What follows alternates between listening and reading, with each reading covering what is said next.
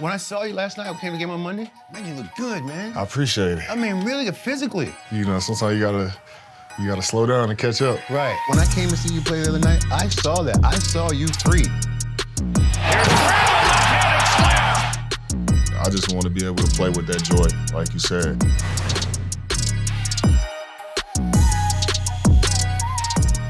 So I had to slow down a little bit. But yeah, I'm in a good space. Was it a lot of it around your injury? Yeah. Because you had to get rehab and all that kind of stuff? Yeah, a lot was my injury. The game kind of got taken away from you a little bit, but not taken away.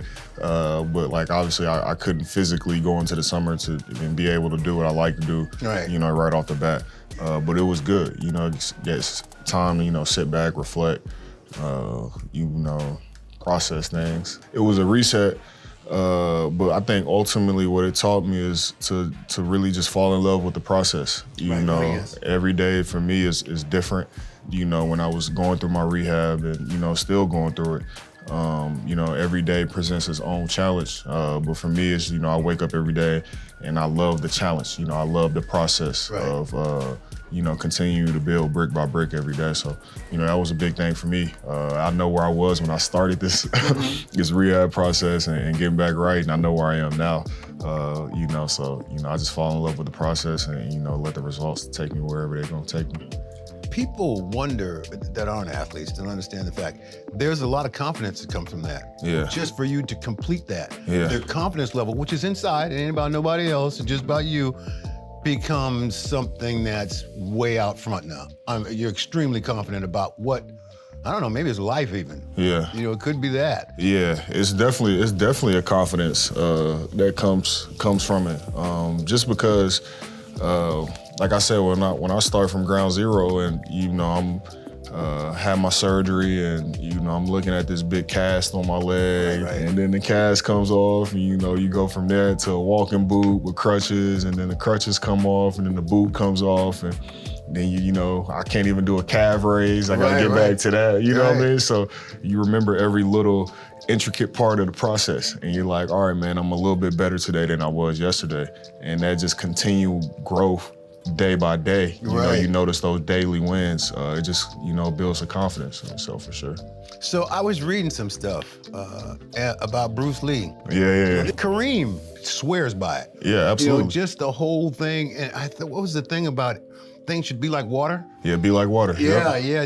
And that's, I think those things become very important to athletes in terms of not letting other things get in the way. Mm-hmm. You have to be flexible. My guy, Arnie Cantor, he's in Orlando, so he's taught me some Tai Chi, I think it is, that I've done, and I'm big into the breathing and stuff like that. Right. But for me, that's all about just coming back and centering myself, especially being here, in the media capital of the world in New York. A lot of demand. You gotta let the water really flow. Yeah, you gotta let the water flow. But I feel like, I just started getting into Bruce this summer. And a lot of it spoke to me because it's a lot of the stuff that I've had to adjust with in my career. I feel like my whole career has been, especially when you have longevity in this game. Yeah. It's about having the ability to adapt, to be flexible, like you said, to be able to adjust. And that's his whole thing, be like water, being able to adapt and adjust to any circumstance. And that's what I pride myself on. I guess another thing was pretty cool. You had your jersey retired from high school, which is pretty cool. It was pretty cool. And when you sort of look back at that point, it's like, okay, that's a little footprint I left there. Yeah, it was cool. It was cool. Today, from this day forward, no one else will wear number 30 at PCA because we're going to be retiring your uniform today. I kind of got choked up when I was there. And I think a big reason why was, not necessarily the jersey retirement. Mm-hmm. That's cool. And, you look at the accomplishments in high school, but, when I went out there, it was a surprise event. When I went out there, I see all the people who have been with me on the journey.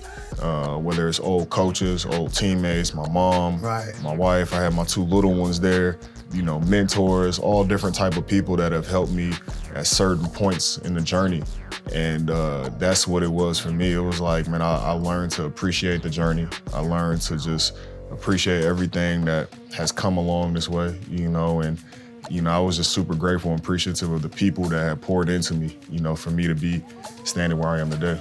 It's wonderful to be able to have that and recognize that in your life, because that's life. Basketball is one thing, but that's life that certainly is involved in everything you do. All the joy that you get from that, all of a sudden that starts to show everywhere, which is success. Big success. Yeah, that's really what it's about. For me, my biggest, I would say, accomplishment in this game and through my career is being able to share with my boys, my two little ones. The fact that I'm young enough and, had them young enough in my life to be able to, share this journey with them and for them to be able to experience it with me, that's the coolest thing for me. That's being a beautiful dad. thing. Yeah. That really is a beautiful thing. You also made the comment that you were trying to be the best of yourself. How does that work? I think it's falling in love with the process. Like I said before, when you're becoming the best version of yourself, you got to be able to love your highs, your lows. You got to be able to love the best things about you, and you got to be able to love the worst things about you. And That's the water flowing. That's the water flowing, and that's what I learned a lot, through this rehab process. Is I can love the things that I don't necessarily like about myself, or whatever it is, whatever insecurities that I have, or whatever it is, I learned to love those things. Julius, I saw that. Yeah. When I came to see you play the other night, I saw that. I saw you free. Yeah. And I used to see you sometimes you'd be a little tense, locked up, yeah. little tense, but I saw it in the warm-ups.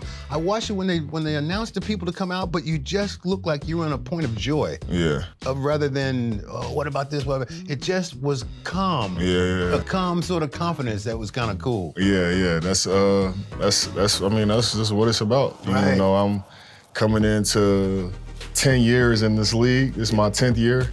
And like you say, you have longevity. And, for me, my biggest thing is I just want to be able to play with that joy, like you said. Right. Every day, just learn to keep learning things about myself, keep loving myself, because, I can't be the best version of a better husband, a better father, a better teammate, all that if I'm not, loving myself and loving, like I said, the things that I don't like, the things that I do, So just having that little quiet confidence and, hopefully I'm able to be a better person to others because of that. Here's another thing. So it's your 10th year. The longer you play, championships become more right on the top because you don't have that much. The longer you play, the more you are adamant about trying to win. You understand what it's like that every year you start from the bottom. And sometimes the team from the bottom and the team at top, the distance is like this. It's not like this, ever. Everybody can play. So it becomes really, really important to be on a team that's trying to win a championship. Yeah. I feel that that's what you have now. You guys got a pretty good group together, been around quite a bit, and last year were pretty successful. And you were pretty successful even though you were hurt doing the real part. Yeah, absolutely. I think, you said a couple things that are important. I think one, for sure, the league is way more balanced. So there's a lot of teams with a shot to win it. It's not coming into the year. I remember early in my year, you come into the year and you're like, all right, man, it's Golden State and it's Cleveland. Right. Those are the two teams that are really competing for a championship or whatever it is. There's a lot of teams fighting. I think a great thing about our team is we brought a lot of pieces back from last year, so we're able to kind of build off of not just the success that we had, but just build off of the experience. We have confidence in each other. We're a really close team, so we have that relationship where we can hold each other accountable. And I think that's a really important thing. So we got a special group. We know that the closer we are as a team, the more we communicate with each other, and like I said, hold each other accountable, the more success we're gonna have. So, we just gotta keep loving the journey and just take it a day at a time. Yeah, and it figures the whole group of you guys know how to win now. Yeah, absolutely. You we got the know how to confidence. win. Yeah, we got the confidence that, if it get tight late, that we're gonna come out on top. Randle puts up a three.